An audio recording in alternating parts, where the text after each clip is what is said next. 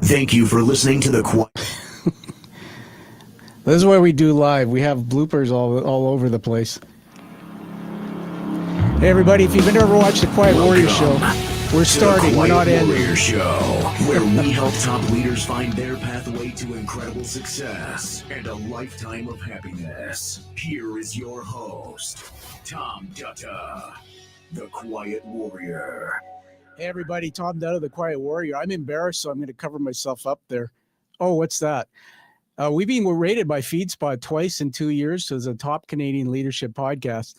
I put that up there because I was blushing. I was telling our guest who's in the green room, you'll hear from him in a moment, that sometimes I hit the wrong buttons in the studio, and it hasn't really happened before. And there it was, played the wrong music. Welcome to the Quiet Warrior Show. Tom Dutta like butter. And Thanksgiving down in America just finished. Lots of butter in those turkeys. I'm pretty sure of that. I'm so excited. The show is growing, and I have to thank all of you for that. We are booked out till, well, I won't say months because we don't want to date this show.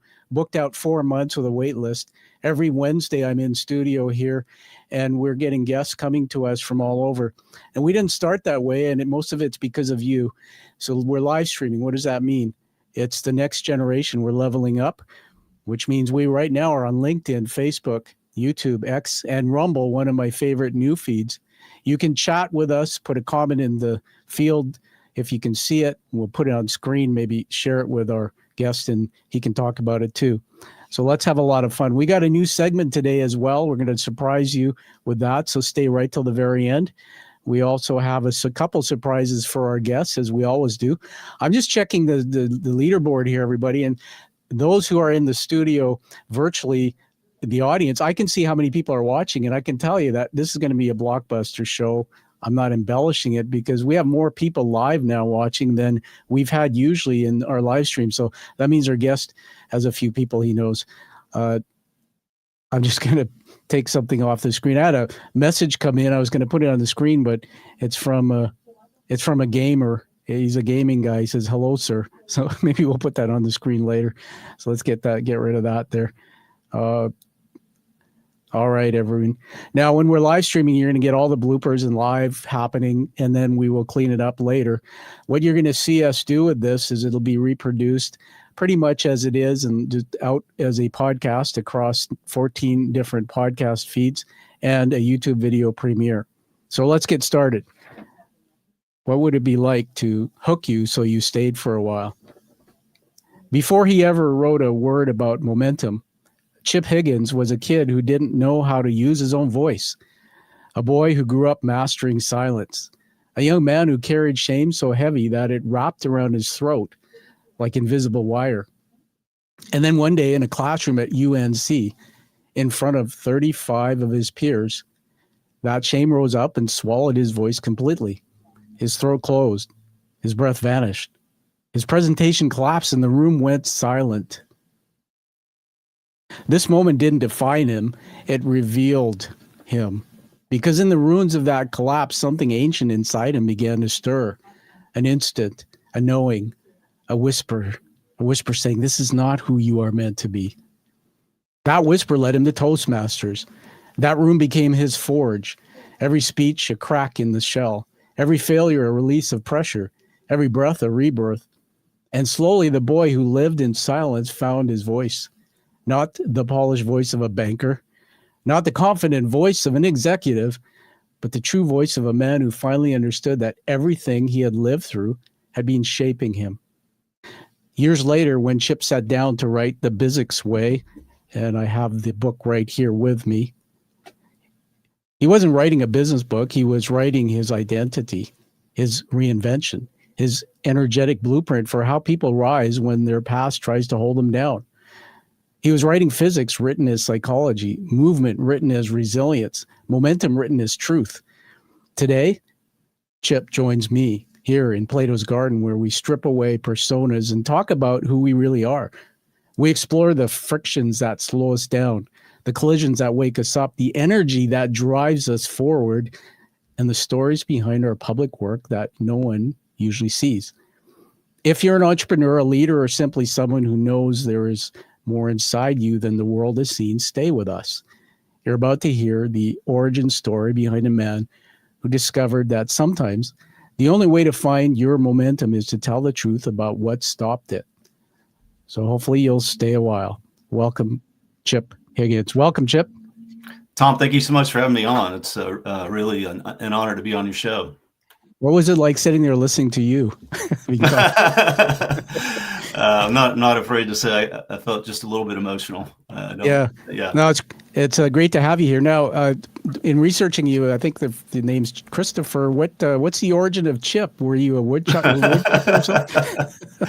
That's a good story. I'm a Irish American, and my mother loved the name Christopher, but she had a lot of girlfriends named Chris, and she was Christine, or and so she got a little paranoid about gender mix-up type stuff, and she hung Chip on me the day I was born. So I've been Chip ever since. I'm not a junior. I'm not, I'm just Chip. Well, it kind of grows on you. I love it. It has a nice ring to it, and also looking good on this book that you wrote. But hey, Chip, are you ready to go into Plato's Garden and have some fun? I am. Yeah, I'm excited about it, Tom. Thank you. All right, I'm going to put something on the screen here, everyone. Who's on the audio, you might not see it, but those on video, there it is. So let me just set this up, and then we'll get rolling. What would it be like to be in Plato's Garden with Chip Higgins? Well, here we are. Chip, for the audience and for you, let me tell you Plato's Garden. Plato was an Athenian philosopher during the classical period in ancient Greece. You can kind of see him on the screen there walking and talking with Aristotle. And that was the founder of the Platonist school of thought and the academy, apparently the first learning institution in the Western world. So what we're going to be doing, and you may not even know this, but we're not going to be talking heads just asking you questions and I'm quiet. We're going to weave your story through three areas, Chip. One is macro, two is mezzo, three is micro. So macro is what was happening in the world around you, the global arena, as you created your public works. Mezzo is what was happening in your sector where you do your work. And three, micro, my favorite, is what was going on with you personally. And some will take us back right to their childhood. And if we mesh all this together, the thoughts we hear from Chip, everyone, we find out the influences of context. It's called critical thinking. We have thoughts about our thoughts, just like you see them doing on the screen there. So let me take that off there and let us get going. I'm going to throw out something for you. So you wrote in your show fit answer that this shame thing shaped your early life. When you look back, what is the earliest moment you can remember that taught you to stay silent?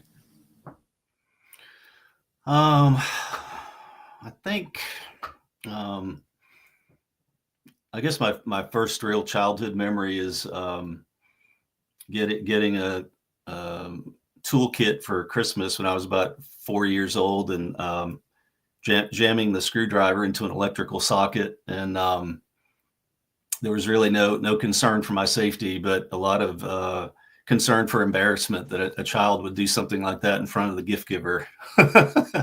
Goodness gracious. So I think, that's just the kind of thing that you just become reticent about living or doing anything.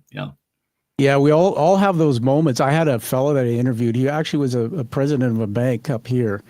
It's funny, you have a banking background. And we were talking, and I said, what's that one thing that drives you? And he said, we're always standing on the shoulders of greatness of others, but he says, I have that one thing, I call it a chip on my shoulder. I was thinking about what, that's your Chip story, the screwdriver in the socket. Pretty amazing. So at UNC, your voice, as the story was told, embellished maybe a bit, voice collapsed under pressure. Looking at that moment now, who were you trying to be, and who were you afraid you were? Gosh, I mean, I think, my childhood history, I mean, that story kind of goes back to just being in a family of five and the middle child, and, just having all the classic middle child symptoms of maybe being invisible was a better way of making it. And I didn't have a lot to say. I didn't really know how to say a whole lot. I think I was called out for being shy.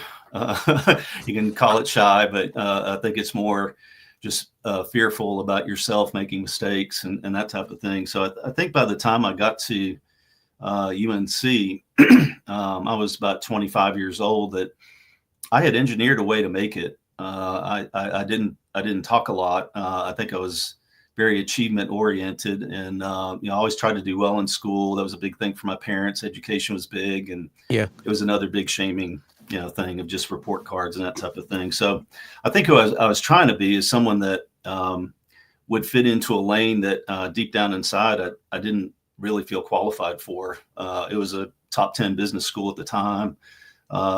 Dean Rizzo had come from IBM, and the school was on the move, and honestly I couldn't believe I got in. I mean, I was just like, and there, like any school like that, there's some really serious heavyweight people in it, and Sure. I felt like this is a great opportunity for me to grow, and I'm not going to give up on it. But I feel like deep down there are all these lingering questions and kind of poor opinions about myself that I'd somehow navigated up to that point in my life. And I think that moment in that little theater where I was asked to lead the class, it's a hard rock bottom hit of, just the reality coming up of like, this is something in your life you're going to have to master if you want to move forward. And, you can either give up right now and just not take on the challenge, or what's the next best step to solving for this, because it's an important skill in corporate America that you need to master. So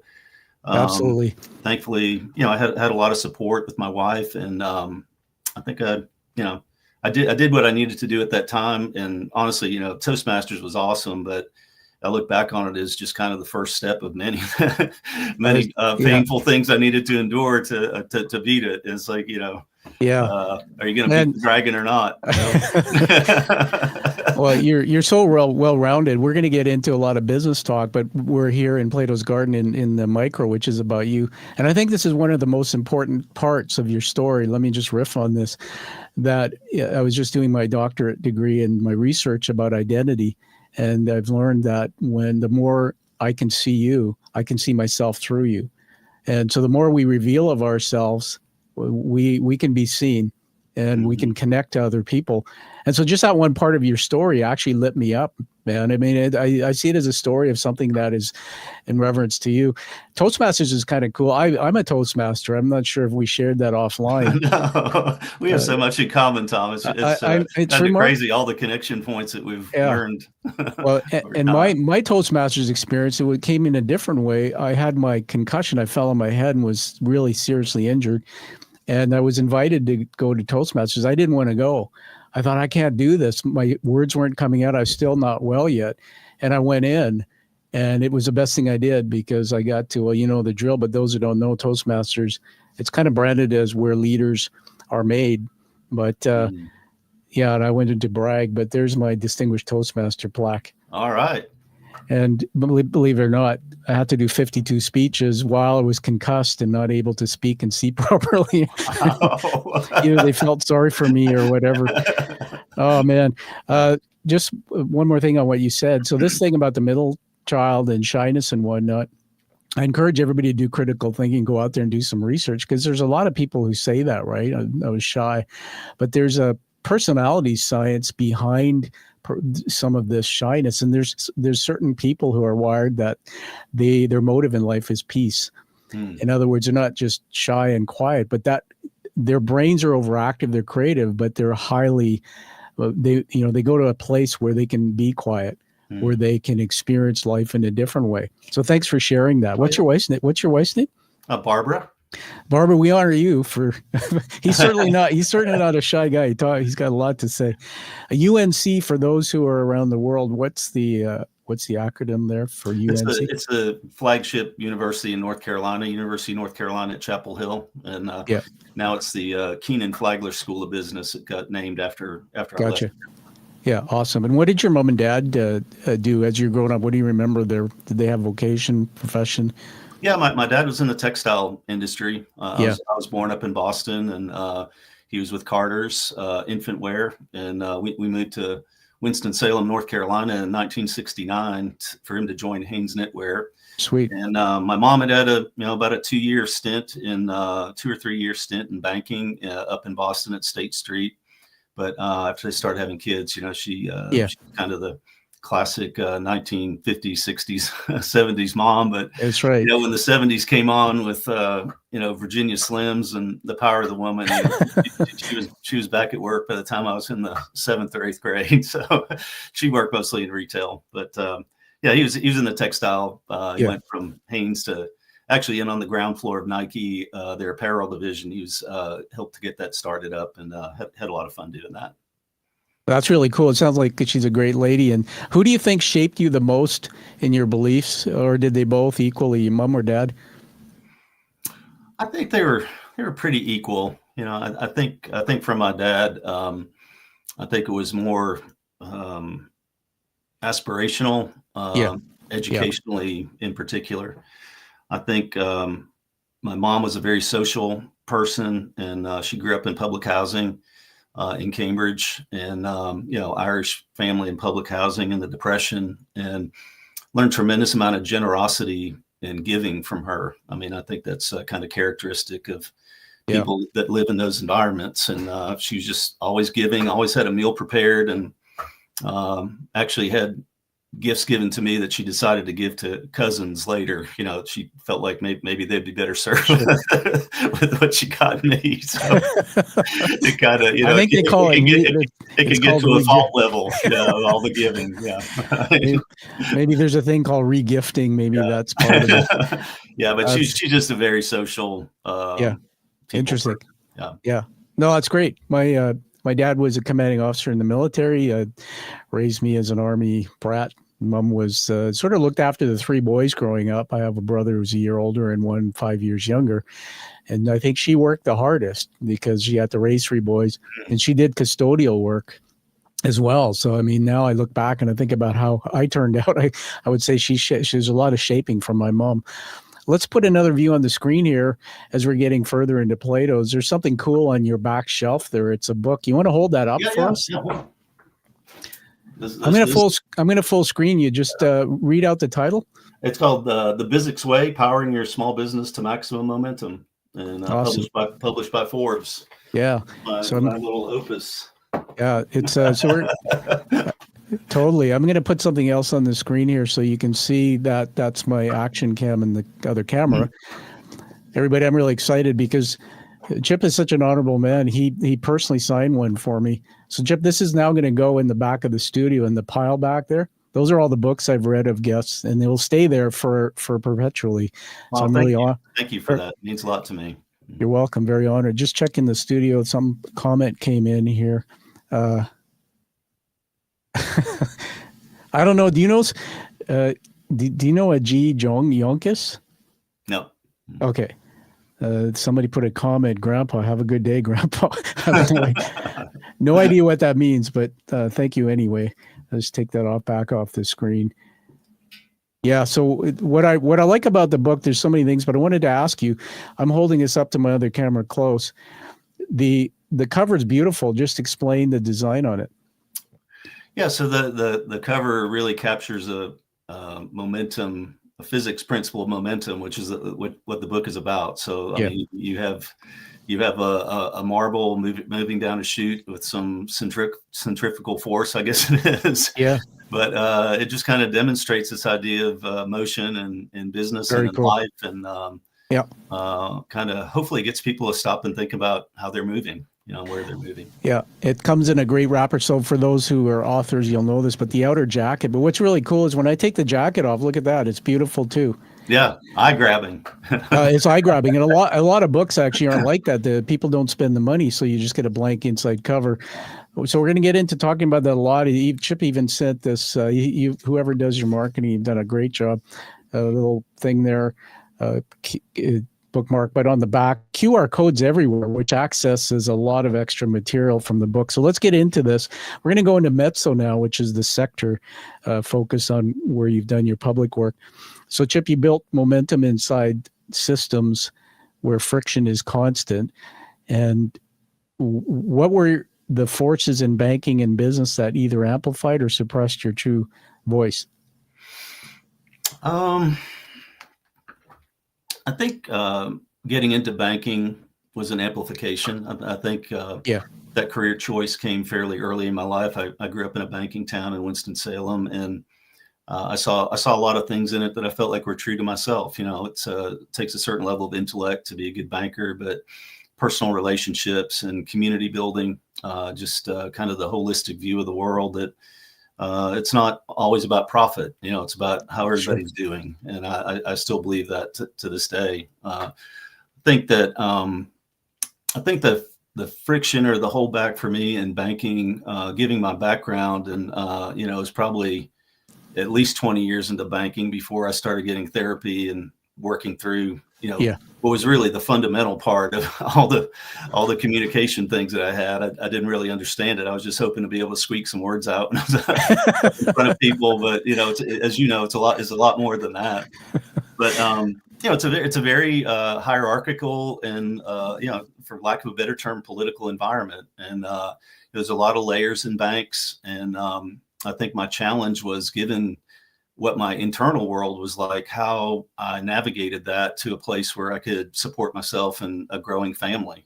And that was a lot of heat and tension for me internally, trying to figure out how I was going to do that with the limitations that may have not been apparent to everybody around me, but I knew that I had. And there are a lot of challenging situations along the way.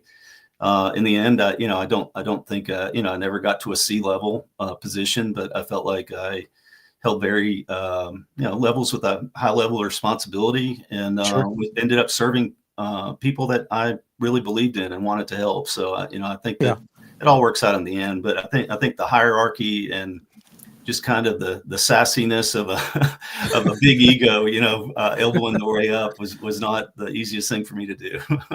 Hey man, again, the threads in our stories. So I told you offline, but for the audience who many may not know this, but prior to starting my own platform here of podcasting and education and all that, I was a banker for probably a third of my career. Worked for one of the big 5 Canadian banks. Met my wife there. We've been married 30 years coming up. And so I remember back then, man, everybody showed up in a suit and tie. It was so stuffy and so corporate like. And I recognize what you said, the layers, and then things kind of changed. What were you in the retail or the commercial side of the bank?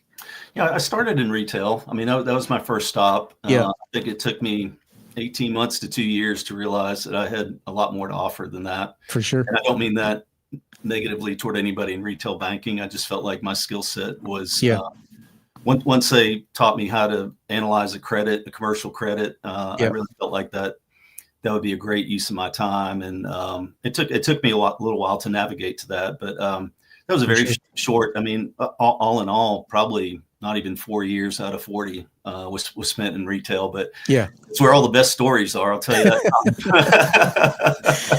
Retail is great for the stories and the people, but that's where I fell in love with small businesses. I think that time in retail banking, it is a big part of branch life, is mom and pop businesses that come in, and there's a certain humanity to that level of capitalism that's very attractive to me, and I think that's ultimately what I felt called to serve. Yeah, for sure. We called it, when I was in the bank up here, I started in retail, went up that side, but then, there were silos in our banking system. You couldn't have wealth management and insurance. The trust companies had will and estate planning. So then the rules changed. It all came together. And I started going down the commercial side just as a retail lender. They wanted us to do what was called Main Street, which is the small business. And man, you're a smart guy. I think probably smarter than me in some ways, because my brain would lock up when I looked at analysis and calculations. It's just not how I'm wired. I was a good lender, but I think I agree with what you said. A lot of relationships I was left with the bank. And then on the commercial side, that's fascinating to me. We're going to put your book back up on the screen here. And again, tell us why you wrote the book. I think there's a connection to what you said about trying to help small business or business folks, right? Yeah. I mean, I think I was in banking for, I guess it was about 35 years when I finally got the kind of the call internally to found Bizzics. And I think what was on my heart was watching people with great aspirations for their lives get into trouble. And, even at that point, it's still the same, like people are investing all their energy, all their savings into something that the statistics would tell you it's a 50-50 proposition. And I don't know, I'm probably a little bit idealistic. I had a professor I wrote a paper one time at Carolina, and he told me I was a bit Pollyannish. So, I kind of admit that sometimes I'm a little too optimistic, but I just felt like there's something missing from just kind of the curriculum or what's on the shelf for a small business owner. And I kept coming back to this idea of momentum. I mean, it's what everybody desires in life and in business, that you're moving towards something. And I ultimately just got obsessed with it. Honestly, I was just like, well, why do people keep saying this, and do they even understand what it means? I don't know, but I felt like it was one of the simplest equations in high school, and I was like, if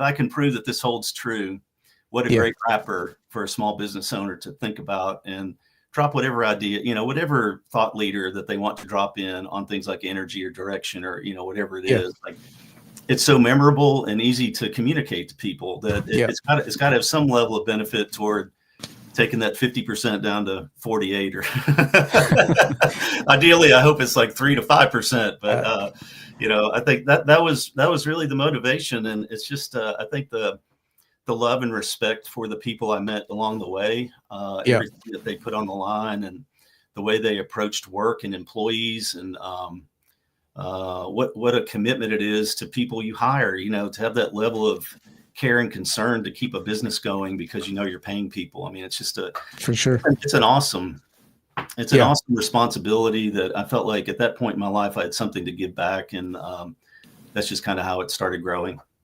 Oh, I feel that energy. One of the things, I just hold the book up, that copy of it here. There's Chip having signed it for me, and it's kind of cool because under your name it says Chip, and then it's got a little formula: P=MV. Keep moving. I love it, and you really, exactly. And everyone, as you watch Chip on the screen, and he was talking about Chip, you can watch this back live again. You see the inflection in your body language, and that you embody the emotion around your work, which I think is great. Let's get back into Plato's. I'm going to throw this out at you. The Bizzics model, it's a catchy word, by the way. You can explain it. The Bizzics model uses physics as a metaphor. Correct me if I'm wrong. Why physics? Why momentum? Why mass and force? What do those metaphors express that traditional business frameworks perhaps never could? Yeah, so I'll first, if I have time for this, I'd like to tell you about the name Bizzics because people please always ask about it. And I had this idea that it's this is a simple paradigm to remember, but I couldn't really figure out what to call it. And my wife and I were listening to a podcast with Sarah Blakely from Spanx, and they were asking her about how she came up with the Spanx name. And I don't know who it was that she was listening to, but she said, the best advice I ever got was on a brand name was it should be no more than 7 letters. If you can get a double letter in there, that's really helpful. And if you can make it buzz or click, you got it made. So it's the physics of business. So that's how we come up with Bizzics. It's the physics of business. Thank you for that. It is awesome. I thought maybe you had a glass of scotch and you slowed and the publisher I was totally sober when it happened, Tom. Yeah, that's too funny. Yeah, it's very clever. So, I think that as I pursued this, I needed it to be validated by somebody, I called a good friend of mine, Marcus Mendenhall. He's Caltech physicist, and he gave me more time than I deserved, honestly. I mean, guys, he's just very accomplished. He was a physics professor at Vanderbilt when I knew him, and we were leading scout troops together. Yeah. But he spent a couple hours with me, and we just broke down the equation. I mean, it's mass times velocity, and how does that really manifest itself in a business world? And I'm guilty of saying it's not a metaphor. Most people I talk to say this is a nice metaphor, but I I really embrace the universality of these principles until we meet a different time dimension that it's disproven. I think that momentum is momentum. You know, it's in life, it's in physics, it's in business. Yeah. And I think that probably comes through in the book. But you know, we broke it down, and the more that I talked to Marcus, you know, he was not being in the physical world. I don't think he was totally keen on, you know, I hate to use the word bastardized, but kind of diluting maybe is a better word, a fantastic formula like this for something like business. But I just found so much truth in it personally. Yeah. And, No, the book flowed very easily after that conversation. You know, it was very based on the life, you know, the career experience that I'd had. Sure. I feel like we were able to make a good representation of it for business owners. And, you know, after the fact, I do think there's a population of business owners that are not totally locked on to wanting momentum or wanting to grow. You know, I think there's a certain level of complacency after the big risk is taken that you're willing to settle. And I mean, that's a whole other inflection point for me to communicate this, because once you reach that point, you're really losing ground automatically. You know, if you're not moving forward, you're moving backward in a relative world. So I've been really pleased at the response to the book. I enjoy talking about it, and I've had a number of conversations that started off a little bit shaky, honestly. It was kind of like, you know, tell me about this metaphor. And you know, the more we talk about it, it's like, you know, things start clicking. So I can't say, you know, this, I think this is the tricky part for me about, you know, wanting to be authentic and bring something new and different. Yeah. I don't think that this has been kind of communicated or categorized in the way that I've consolidated all this into the Bizzics Way. Yeah.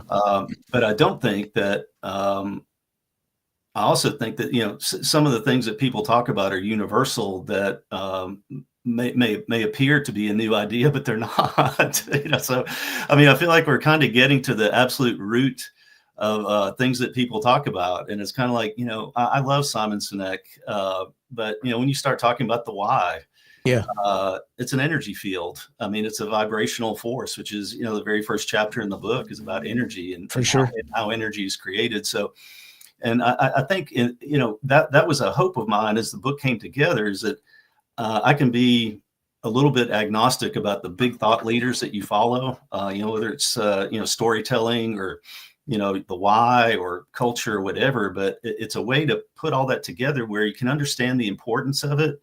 And it's not just a faddish approach to say culture is important today, or, you know, there's some flavor of the day in the 10,000 business books that are out there that you follow that, but you miss the big picture.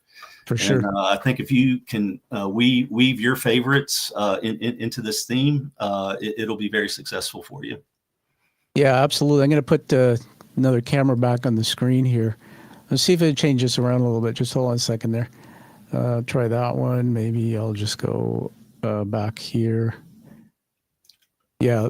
So I've got the book in the studio here, and I'm just going to brag on it. Congratulations on writing the book. I think you know, I'm a fan of neuroscience, and in the brain, I think about what happens in the brain. You've organized information in a way, acronyms the brain can think in systems. What I like about it is the way you organize it. I could learn faster. And I think the book has some really good nuggets in it.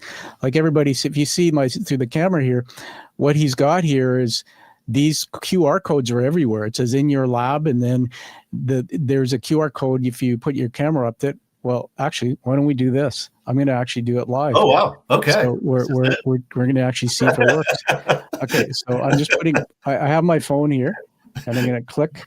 Okay. Check this out, everybody. All right. So there it says, welcome the Bizzics Way resources. Okay. So I'm just going to turn this upside down so I can use my other hand. Check this out. Okay. It says, thank you for taking time to read the Bizzics Way. It's very well put together. I'm going to be honest with you and brag about this. I've read hundreds of books, business books. This one is in the top 1% about how it's put together and organized. And I'm not saying that just because you're. That makes a lot of sense. So if you look at here, like in my country, 93% of the economy is fueled by small business. entrepreneurs. They're the ones who hire people. It's not the big corporations where you and I started our career, the banking. And when I started my own business, there was a lot of small pieces. And even after all the corporate training I had and experience as an executive, I didn't have the small pieces. My vision, my values, my business plan, my SWOT analysis. How do I actually put all this together? What about how do I treat my people? And look at this, everyone. As you scroll down, it says the business energy check gets started. So let's just play with that. So I'm going to click on that. And what comes up is business energy check. Thank you for doing this, Tom. Honestly, I've never had anybody reveal all the resources, and I'm very, very, very proud of it. And I think it does go back to my mother about generosity. That's very cool. I wanted this book to be something that was truly helpful to people, and there's more. Yeah. No, it's that good. I'm an author, and I know books. So if you click on the Get Started, I'm just going to be the last screen. It says Business Energy Check, and there's 15 questions, and you answer the questions, and then guess what happens when you're done the survey? This happens. Let me just remove that. You get a report. And there's the report. I bet you didn't know I was going to do that. I didn't. Okay, so this is doing me a total solid today, Tom. I can't believe. I know, and it's okay. Good, helpful for me. Thank you. Yeah. Yeah. Well, I want you to be able to use the show to repurpose it. We'll do viral little clips and things. But check. I'm just going to brag for one more thing on this, and then you talk to us. So look, everyone. I went and I did the business energy check. I went, what the hell? I've been in business a long time as my own, but after doing the 15 questions, it gives me all this stuff, communicating progress, and then it gives me considerations, my vision clarity, imagining the possibilities, assessing how employees live out their core values, etc., welfare of my target market, empowering employees to make decisions. So I'll take that off the screen, and I'll say something and then ask you to comment on it.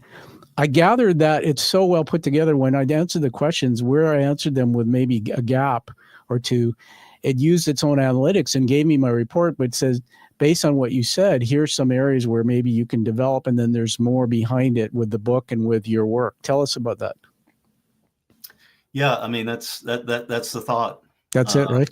I just think throughout that resource center, and that, I think that QR code takes you to about 20 to 25 tools. And again, I think we hear a lot about these tools, but how does it weave into the idea of building and sustaining momentum? I think that's the key. But I love that energy check. It's one of my favorite things. And that energy chapter is the first. You can't have momentum without energy. And energy in business is a multi-dimensional thing that we often don't think about. I mean, sometimes we think about is how we feel when we wake up in the morning. It's got a lot of other tentacles to distribute, to find energy sources. I mean, a lot of different things. So it's really a foundational check. And I absolutely love being able to provide that to people.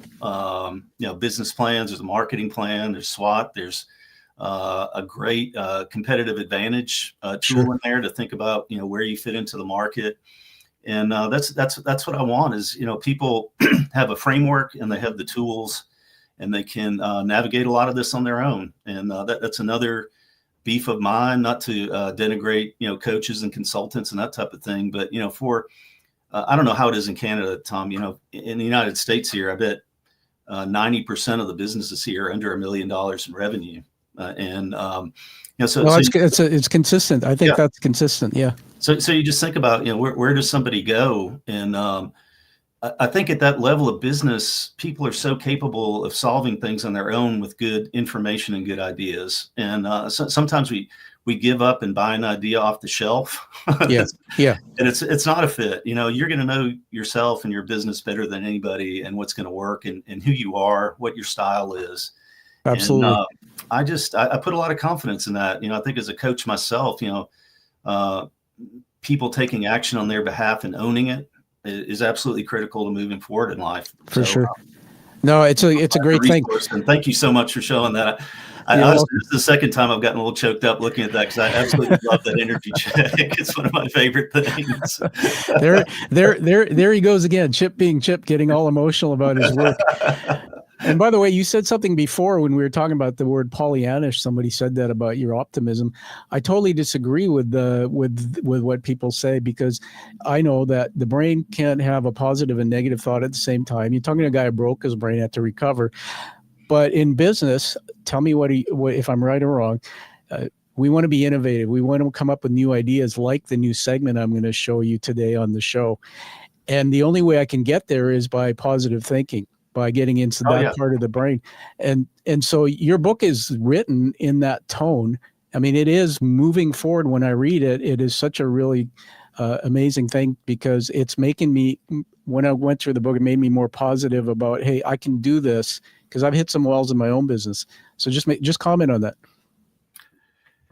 Yeah, I just, I don't want to get too cosmic, but I just think that to me, entrepreneurship, small business ownership is as much a spiritual discipline as it is a financial. And we have this unbelievable ability for ideation as human beings, and the things that we think about. Sometimes we dismiss great ideas. We don't want to take it on. Where in the book I talk about potential energy versus kinetic energy, and I just feel like the world is a richer place if you have faith in the change that you're trying to bring about in the world. The people, ideal customer, whatever you want to call it. I mean, there's some group of people that that you're equipped to help better than anybody today, and that motivates me so much. Just the becoming of a person into something tangible that is fruitful for society and for the people, people living in it is, for sure. It's a huge draw for me. And I'm not going to stop being Pollyannish. I mean, probably the only person I'm not Pollyannish about is myself. It goes back to my shame stuff, but that's how I like to view the world. It's a world of possibility. I truly believe that. No, and I think that they say that you can't teach, you can catch the energy. Energy and momentum is caught, it's not taught. And so when you're around somebody like you're a coach. Explain to everybody just succinctly, if you can, what a coach is. And I think you're part of a program, or you're certified as a coach. Yes, yeah.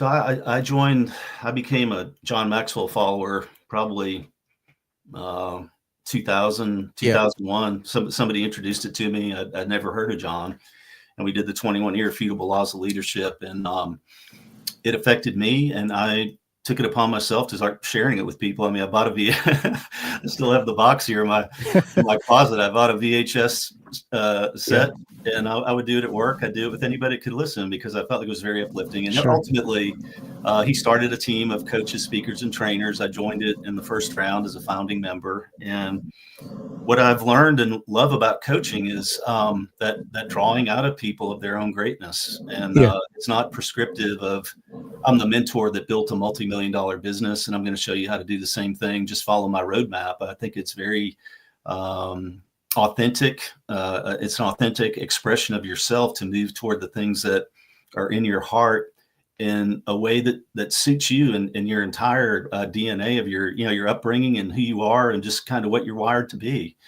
And so it takes some time to pull that out and get people to take action on things. But I find coaching to be just an incredibly powerful dynamic that is way beyond consulting. And sometimes I'm unfair here too, but I just think sometimes consulting is the answer looking for the problem. It's kind of pre-scripted. I put my camera back on. So on my little paper here, by the time I'm done with you, I have Chipisms, and I just wrote another one down, what you just said there. I'm going to riff with you on this a bit, and we'll keep going in Plato's.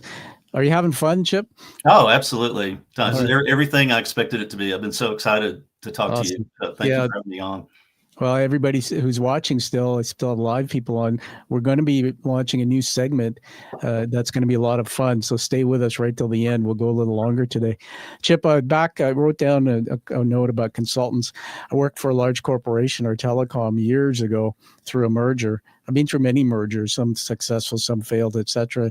And the CEO of the company, he was a young guy. It's an $8 billion market cap company. And he said, and I don't want to offend consultants, but he said, if he said consultants just regurgitate information. And I started attending sessions, and consultants would put up PowerPoints, and they're filled with information and stuff. And I would leave that meeting going like, okay, I'm confused. There's a lot of my brain doesn't understand all those charts, but how do I execute? And that's the big thing about what I love about you, man, and what you're doing is this book, everyone. And again, I don't get a piece of the revenue, but I'm high on it. When I think about how you combine coaching, which means that you can help people find their way and set goals and achieve those too. And this book and the resources you bring, this is to me about execution. A big part of your work is about, and there's something I want to do in my business, but I would connect with somebody like you easily and say, let's spend an hour together and do some coaching. But I got to get that momentum going. So congratulations on that. I think it's just fantastic. Let's throw another question out here.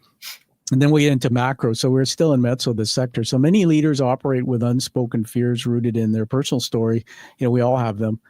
What patterns do you see in small business where identity issues masquerade as operational issues? And sometimes we call it, maybe some people might call that blind spots as well.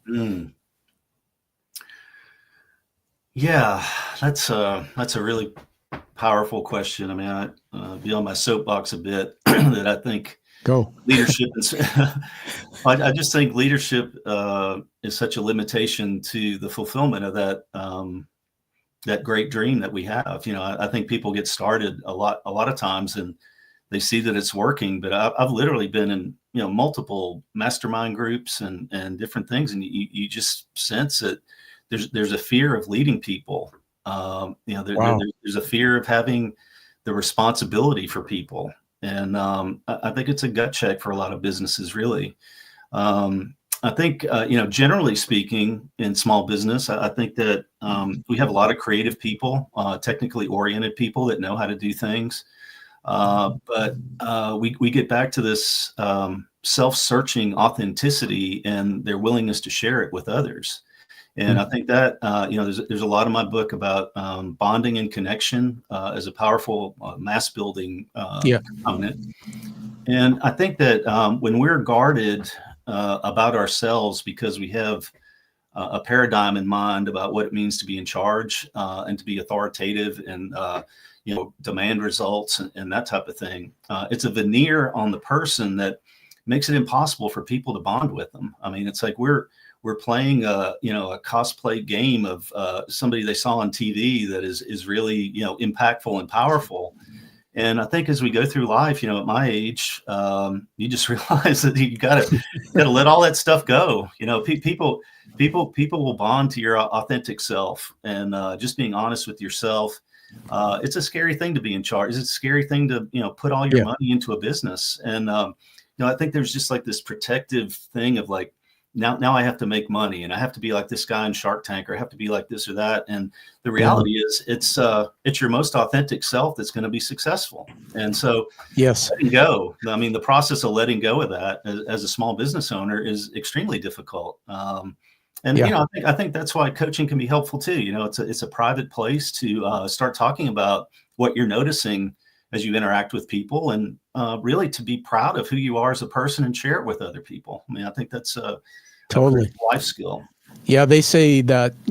Well, I learned this in sales a long time ago, that we buy you first. And this goes back to everything you just taught us. Everybody, teaching moment here with Chip. Come back, watch, listen to this.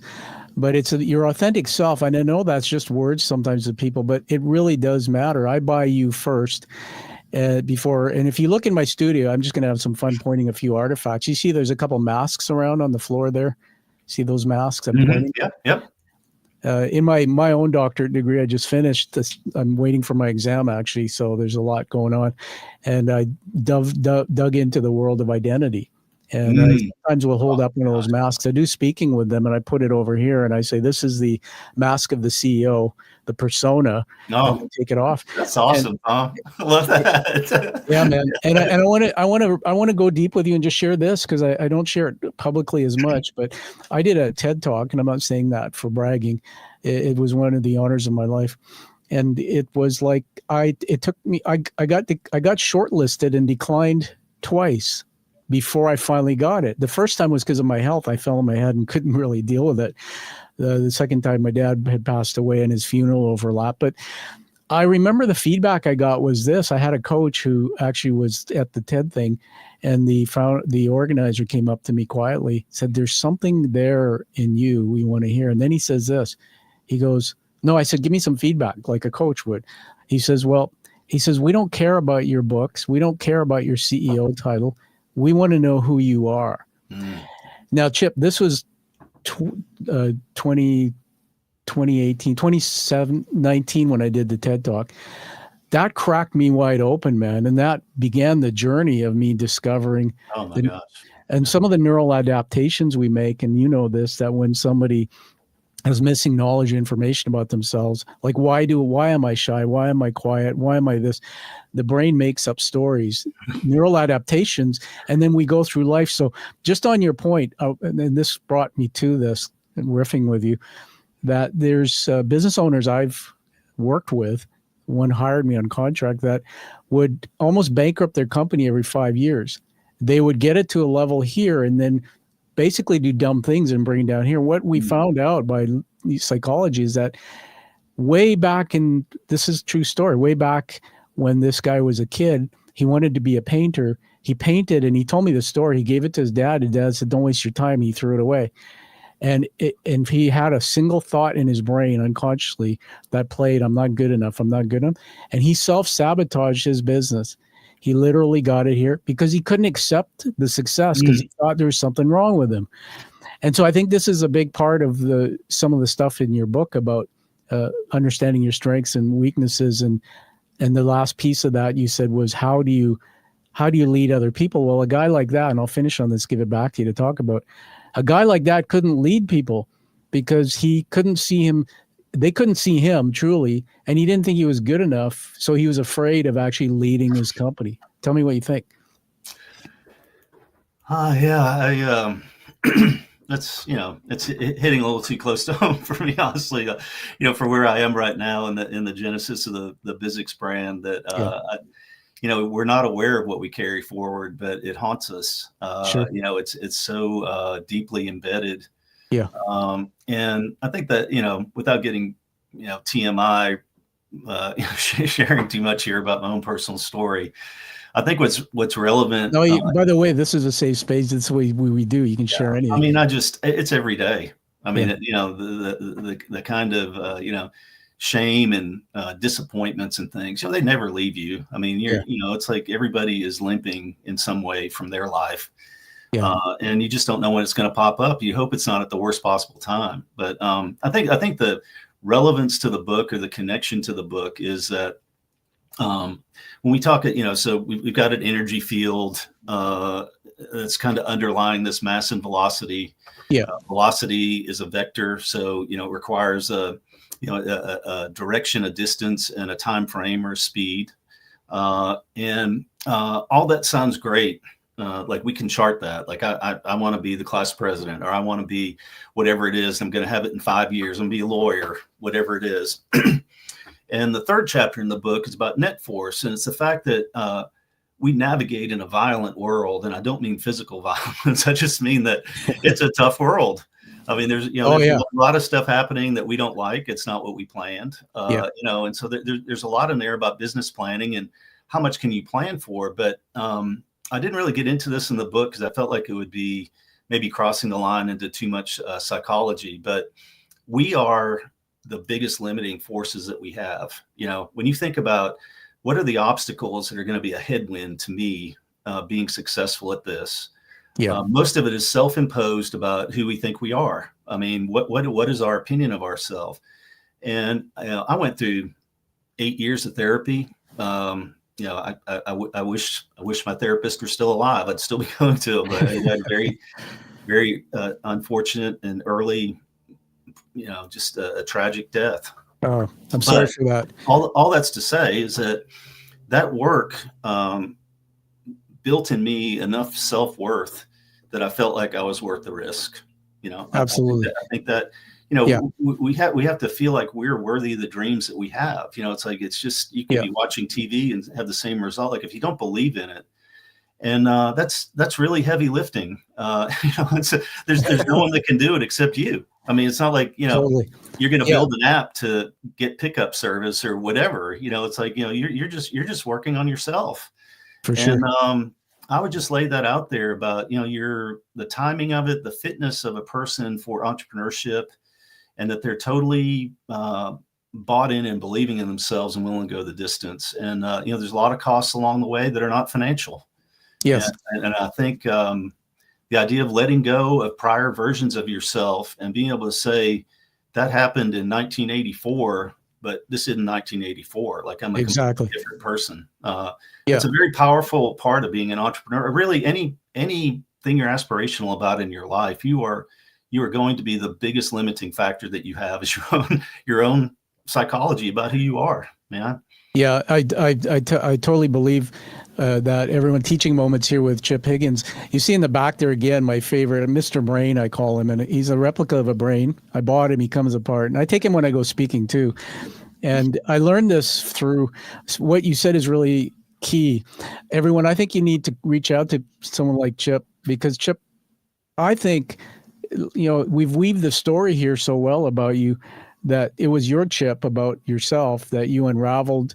By the way, the thing about therapy, I think it's awesome. I tell people today, I still have a psychiatrist because of my brain injury, but my biggest regret is I didn't have a counselor in my life, in my care team before.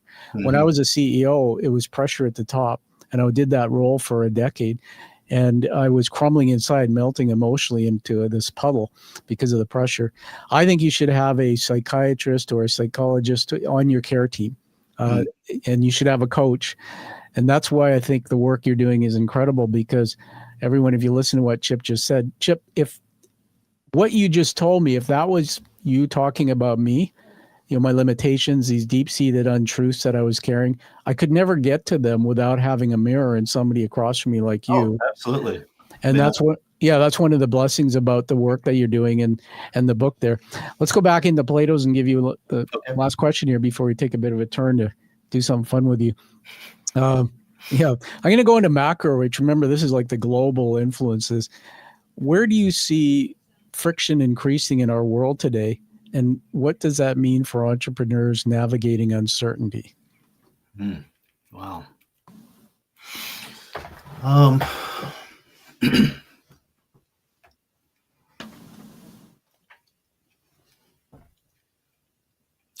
That's a really powerful question, Tom. I think that, in the book, I say that, and I think everybody would accept this as true if you think about it. There's a certain level of friction that's positive. We've got a goal to get to the mailbox, and our feet stick to the front yard as we're walking across it. We're glad for friction at some level. Yeah. But I think that I used to really believe that, like momentum, that the world was normally distributed, and I used to believe, like, if you turn the Earth on the side, you'd probably see like a bell curve. It's like it's just such a powerful statistical dynamic, that you look at. And I just used to believe that we were all just a little bit apart from each other. We were basically the same. I think some of my international travels have shown me a human heart that's universal. But it's a strange thing that I feel like our world is, I couldn't tell you the right statistical term, but we're not normally distributed. We have some kind of weird bubble at the ends of the spectrum where differences are more important than the commonality that we have. Wow. And I have, John Maxwell is like the master of the takeaway rhyme acronym, whatever. He speaks very poetically about so many things, and there are a few that have stuck with me. And one of my favorites of his is the 101% rule. And basically, the 101% rule says our goal in life is to find the 1% we have in common and give it 100% of our effort. And that's a great saying. That's not what I'm finding. No. I don't know how it is in Canada. I just feel like No, I know how it yeah, is here in the U.S., and yeah, I keep up with Europe a little bit, sure. and Yeah, I I just think, feel like there's yeah, something that we're proud of being different, and yeah. not seeking that place where we're all the same. I don't. Yeah, no, it's not different. Canada, I mean, my audience is international, so we got you in America, Canada, and we have Europe watching in at times.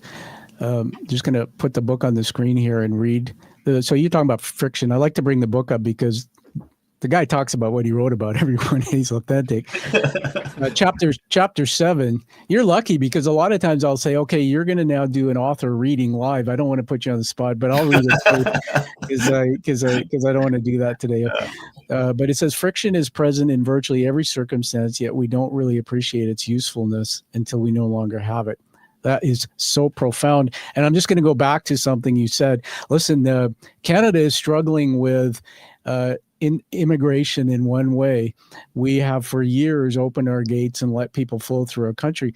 But when I grew up as a kid, I was born on a military base in England.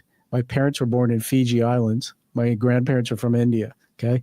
Come here when I was about 6. My father did one thing well that I thought before he left me when I was 12 for various reasons, but he taught us to assimilate. So come into the country and go hang out with white people, not just people with your color skin. Learn the language, go get a job. And it's not about the color of your skin or anything. It's about meritocracy. It's about doing your best, never expecting handouts. And so we assimilated in my career, and my life is built around all the cultures in my country.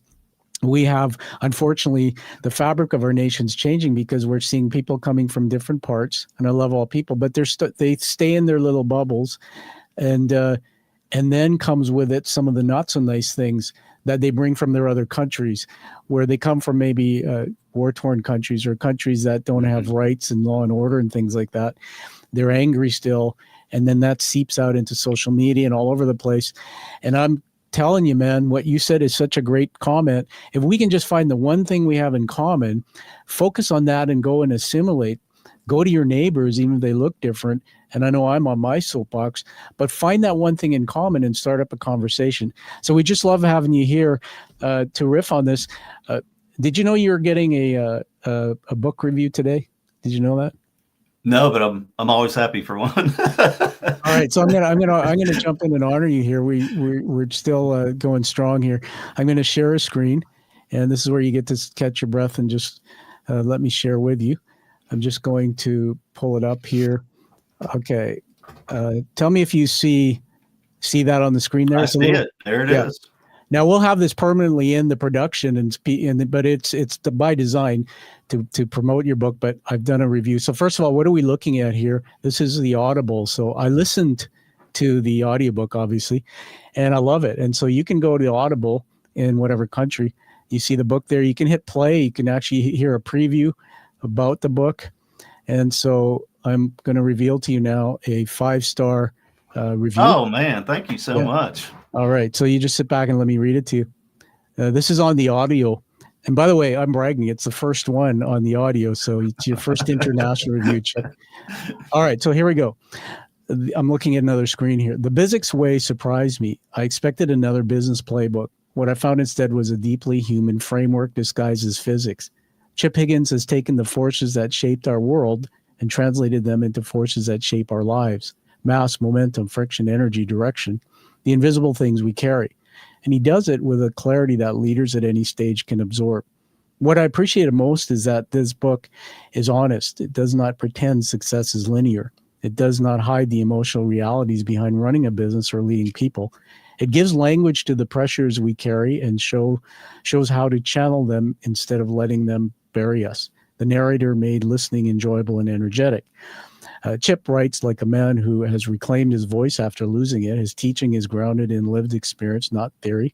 And the physics metaphor works because it reflects something we often forget. Human beings are systems. When you shift the forces into a system, everything changes. For any entrepreneur, small business owner, or leader who wants momentum without burning themselves down, this is a must read. Accessible, smart, and surprisingly soulful. I highly recommend it. Congratulations. Well, That's really beautiful. Are you crying yet? I'm Irish. We just cry all the time. Thank you so much. It was really, no, you're welcome. Really, very, very No, you're powerful welcome. things that you said. I'm very grateful for that. Well, I mean it. And again, I read the book from cover to cover and listened to it. But everyone, cool thing to do when you get an author book that has an audio version, listen and read it. Look at the physical, but listen at the same time. It blows your mind, the experience. It's just incredible. And you use more senses. All right. So now that we've done that, we're going to remove that. We didn't remove that off the screen. And I have... I think I have one more question that I'll ask you, but we're going to now do something brand new, and it's a brand new segment for the show. We're going to do that. So everybody, we're going on longer today, so stay with us. I got Chip's permission. Never done this before. And then we'll wrap up with another question and final word from you, Chip. So you still good to go? Yeah, just boundless energy, right? I have no idea what's about to happen for anybody that's listening. Okay, good. All right. So while I'm looking for a sound effect here on my board, just tell everybody what was the hardest thing about writing a book. The clarity. Yeah. I think the clarity, but I don't want to beat a dead horse. There was a point I finished the last review before publishing. Yeah. And I did cry. It's like, oh, it's awesome. Just there's something about the danger of putting your story out there, something that you think is authentic, and totally. Once being excited about it, but also being afraid to share it. I mean, it's a highly emotional experience to write a book. Yeah, cool. Congrats for doing that, man, because there's a lot of people I've met in business particularly who absolutely don't get it, that if you share your authentic story, people actually will connect to you, and they won't do it and they don't write a book. So that's their loss. All right, we're going to get into what I am going to get my paper out here. So I had to prepare a little script. Okay. So this will be all edited and tidied. And by the way, this show, unlike going in a studio and taping where you have to wait for release, Chip, this is accessible. So as soon as we're done, it'll be there for you everywhere to watch right away with your amazing wife and your friends. Share it out. I've loved our conversation, Tom. I can't wait to share it with people. It's been fantastic. Awesome. Yeah. Oh, me too. Okay. So let me just, okay, we're going to start this. If I hit the wrong button, you're going to kill me. Oh my gosh. I just got to get my PowerPoint up here. Okay, there it is. All right. Okay, Chip. So you just follow my cue, okay? 3, 2, 1.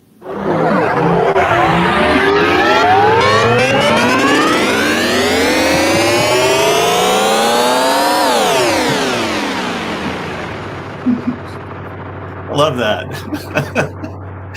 Space, the final frontier. All right. Hey, that's awesome. So, Chip, for the last 7 years, this show has been about diving deep into the unscripted narrative of leadership. And for the next 5 minutes or so, we're going to put our high-tech co-pilots to work in a segment we call the Cassandra Engine. Oh, my God. So, Chip, let me explain this to you in the audience. So Cassandra was a Greek prophetess who spoke the truth, but no one believed her. Our engine pulls truth from 2 sources, the global prediction markets and artificial intelligence. We want to see if our conventional wisdom holds up against the data. So now what I'm going to do, let me just turn another button on here. Just tell me if you can you hear that? Yep. Is that too loud? No. Okay, so we're going to keep that in the background there. A little funky. All right, so I'm going to share a screen now. This is real-time unfolding, everybody. Never done this segment before. And so bear with me. We're going to share, stop share, and I'm going to share another screen. So sharing screen, and we'll go to, where is it there? This one here. All right, what you're looking at on the screen here is Polymarket. Have you heard of Polymarket before? I haven't, no. All right, Polymarket. This is, Chip, where traders go. to wager money on future events.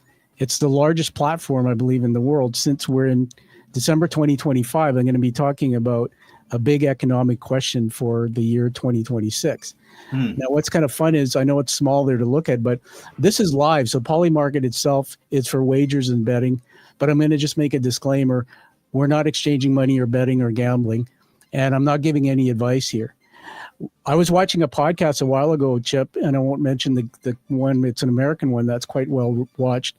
And they were saying that some people use Polymarket to deal with misinformation and disinformation. Now think about this. It's really cool, I think. If you follow the money where people are betting, and a lot of bettors who wager, they do a lot of research, and they will place their bets on sure things or things that are quite well researched.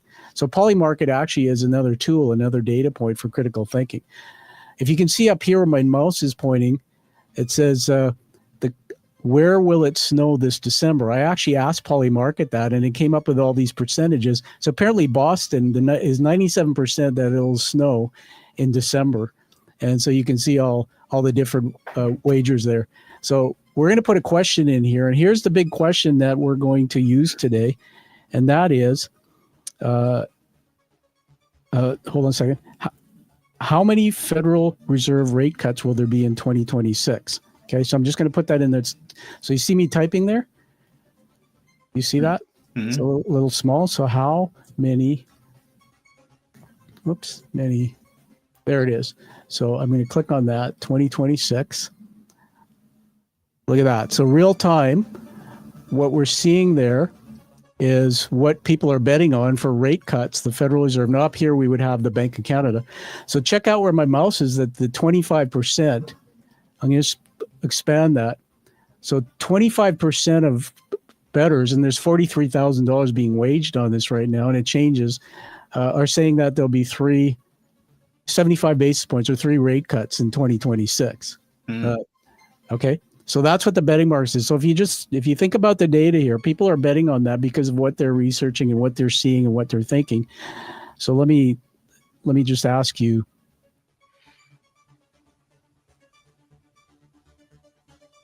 hold on a second.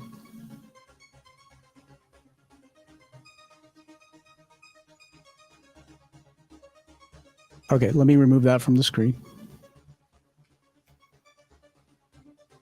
Okay, so now back to you, Chip. So a 25% probability for 3 rate cuts in 2026. That's the market's current take on inflation, recession risk, ultimately affordability. So Chip, is this probability too aggressive, too cautious, or is it exactly what your small to medium clients are bracing for? I mean, what does this market sentiment tell an entrepreneur about their customers' purchasing power next year? Just we're getting your opinions here and your thoughts. I think it's a little on the conservative side. I think we'll have a change in the Fed chair, and I think it will be at least 4, in my opinion. Okay, interesting. And so with 4 rate cuts, okay, so thanks for your thoughts on that. So what we're going to do now is we're going to stop sharing screen, and we're going to do something to add on to this. So like physics, it doesn't quite appear where we're headed until a little bit, so just bear with us. All right. So what we're going to do is take an AI engine. So let me just put something else on the screen here. Share screen. And I'm going to put up Google Gemini. Okay. So you see Google Gemini is up on the screen. Now, don't worry about what's written there, but AI, everyone, I don't know if you used what you use, but ChatGPT, Google Gemini just came out. It's pretty awesome. I use 3 large language models. That's what these are. And they basically aggregate information using mathematics. It's another way of critical thinking. You can put data in. What's fun is before you came on, Chip, I asked Google Gemini, if you can see the screen, it says, does the color yellow have any significance in the field of physics? And it gave me a whole bunch of cool things. That's amazing. Yeah. Because I was trying to figure out why the hell did he make his book yellow, and now I get it. That was very cool. Okay, so what we're going to do now is we're going to go up into and we're going to actually prompt Google Gemini with what we just found out. Okay, so just hold on a minute.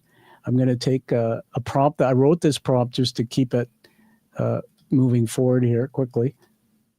All right, so you're going to see me paste something in the chat. So I'm going to go up to the box there. You see where my mouse is? We're going to paste that in there. Okay, so can you read that out loud? Is it too small, or can you read it? It says Polymarket suggests a 25% chance of 3 Fed rate cuts in 2026. Write a 3-point strategy for a U.S. small to medium enterprise entrepreneur to best financially navigate the specific probability to protect profit margins and maintain client affordability. Way to go. Your eyes did my work. So now what we're going to do, so this is our co-pilot. We're going to put this question into AI and see what it comes up with. So stand by. All right, it's thinking real time. All right, I'm going to just read this and have some fun with it. This is what Gemini says. It says that's a useful piece of market intelligence. A 25% probability suggests that while the base case may be different, there is a significant non-trivial chance of 3 rate cuts, etc. Here's your 3-point financial strategy for a U.S. small to medium enterprise. Okay, 3-point strategy. So this is where I want you just to lean in and focus a little bit, Chip, because I'm going to ask you your comment about it. Number 1, optimize debt and borrowing costs to protect your profit margins. The primarily benefit of a rate cutting cycle is reduction in the cost of capital. So there's one example. Second strategy could be strategic inventory and capital expenditure planning.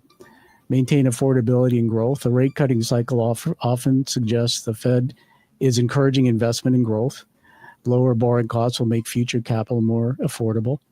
So things like delay non-essential capex, use savings to enhance client value for affordability, etc.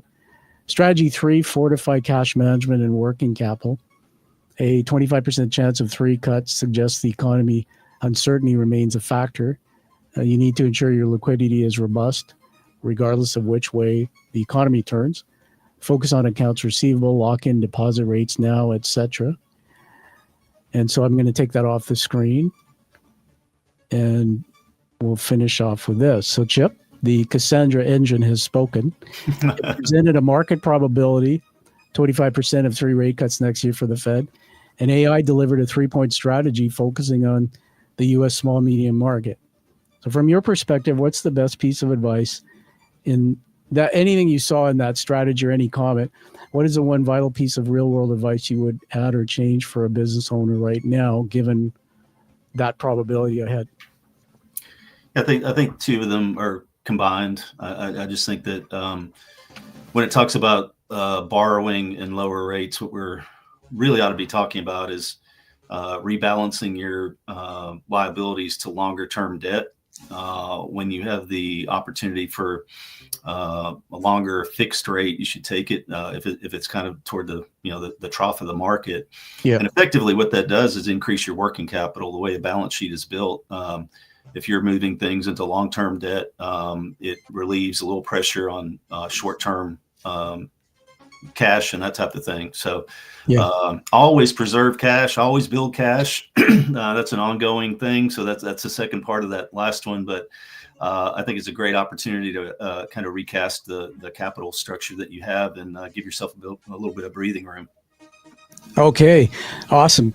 Great insights from Chip Higgins here. So Chip, just between you and I, what was the experience like using some of those advanced tools and doing a little critical? I love it. You know, I've got an agent for my book called Bizzics on Demand. It's an AI assisted tool where people have a contextualized experience with the book, and I just think there's so much opportunity for small business owners. You know, you can have a C-level group around you without having giving up ownership interest in your company. I mean, you know, where would you get that kind of advice? I mean, it's stuff to think about. I think all you need is some good people to bounce it off and see what they're doing. So I think AI is a boon for small business.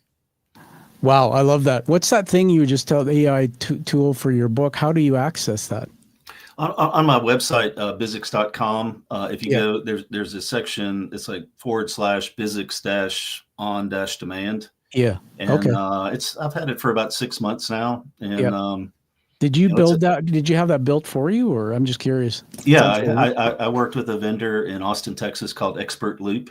They work with authors, Yeah. and I just love Wow. that idea of like, you can buy the book or for a pretty low subscription cost compared to coaching. You can have something accessible 24/7 with, That is amazing. upload an article and talk to it about it. And it's all going to be in the spirit of business momentum. I mean, that's how it's trained. Wow. Yeah, hold up your book one more time. Oh, There. yeah, absolutely. Yep. Get my there it is. Best presentation here, the Bizzics Way. We're gonna do it in stereo. There it is. Yeah, yours is shinier than mine. I need to swap out my bookshelf version. Yeah, here. you're slacking. I think what happened was the journey into Canada. We picked up some of that dust, that little dust. Yeah. But on that, that's a nugget I didn't know. So everyone, as we're getting close to the end of the show here, I want to thank you. We still have people watching live, which is remarkable. We're at almost an hour and 20 minutes. That piece you just said, another example of how well packaged. You talk about strategy of an author putting out a book to help people. That engine, and I'm going to talk to you about it because I'm interested in having something like that. Definitely. But that's all part of the great stuff here that Chip Higgins is providing us. So get his book and give it a review, because authors' work doesn't get known until we post reviews, everyone. And so now I'm going to ask you the last question before we move to honoring you with an award. And that is, we call this the Warrior's Torch. This is the last segment, and that's where the last guest left a question for you. And Chip, we'll be getting one from you offline. You can email it to me for the next guest. We're paying it forward in the Starbucks line here. Right? Yeah, totally. And you may have covered some of this, but this is an example of what I guess would ask you, embellish it or whatever. Is there an event or experience that unexpectedly changed the course of your career? Go. Gosh, unexpectedly, I worked in banking. That could be the answer. Yeah.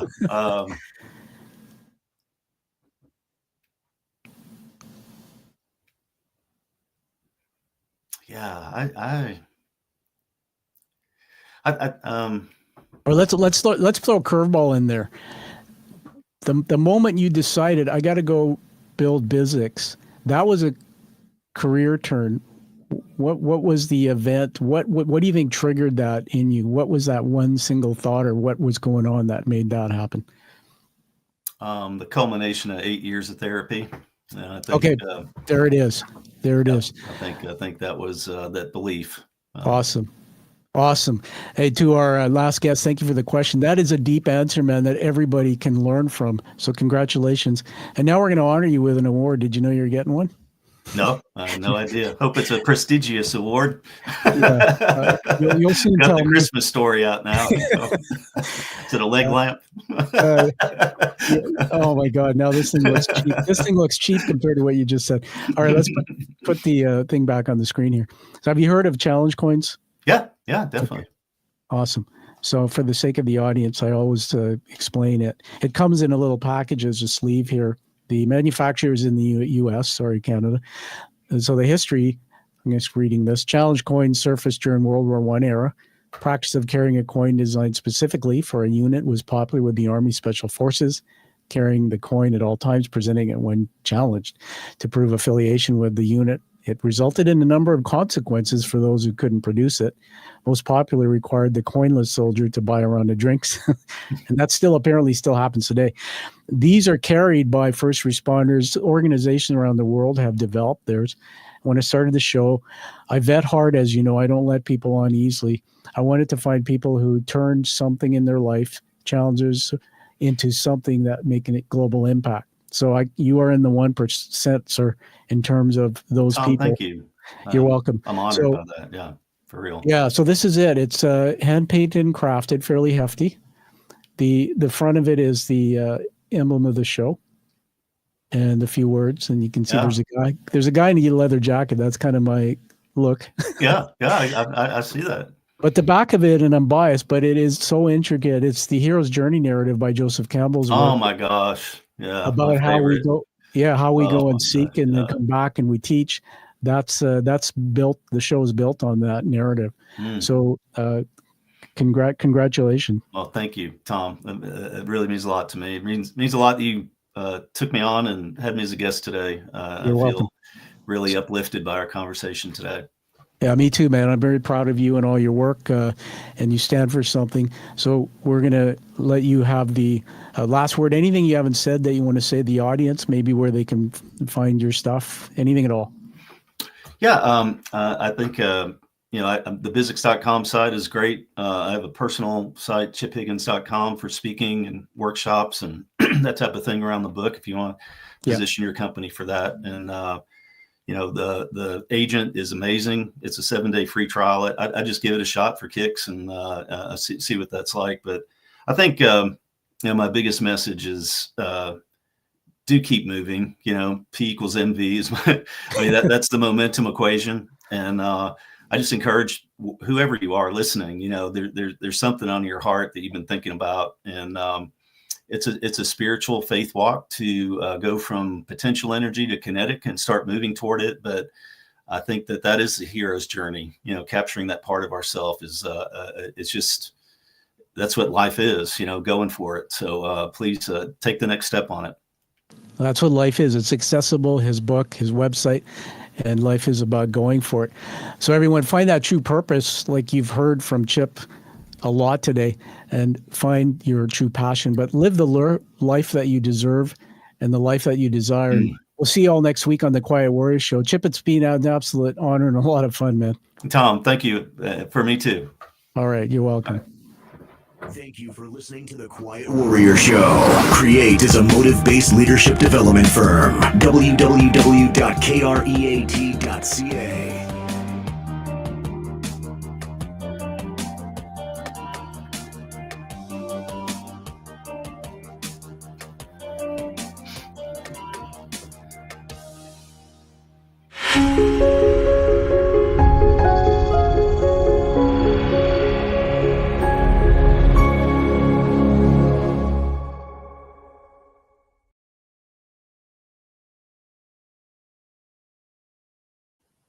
Okay, just stand by, Chip. We're going to take it offline here.